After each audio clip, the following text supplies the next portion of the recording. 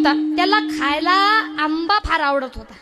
एकदा तो सहज रस्त्याने जात असताना आंब्याचा बगीचा साईडला होता. त्यानं आंबा पाहिला.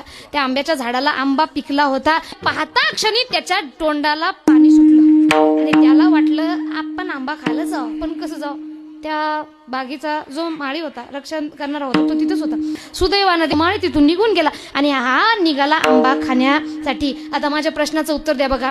आता पाहण्याचं काम आपल्या शरीरामध्ये, या इंद्रियांमध्ये काय कोण करतं? डोळे, बरोबर.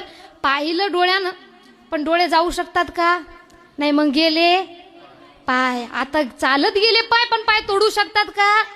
नाही. आता तोडलं हातानं, पण हात खाऊ शकतं का? खाल्लं तोंडानं, पण तोंड ठेवू शकतं का?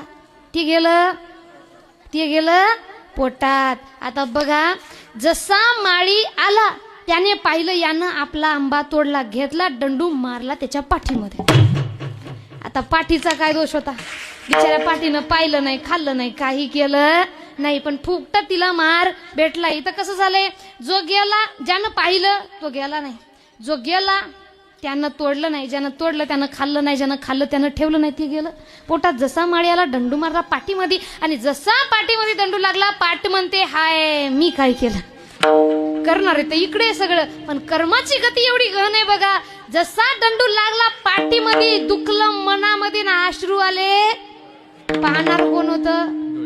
आलं ज्याचं त्याला कर्म व्यवस्थित. म्हणून म्हणतात इथं आल्याच्या नंतर जैसे ज्याचे कर्म तैसे फळ देतो रे ईश्वर. म्हणून बिलीव्ह इन इक्वेशन ऑफ कर्मा. कर्माची गती एवढी गहन आहे, म्हणून करताना एवढंच कर्म करा जे फेडताना सोपं गेलं पाहिजे.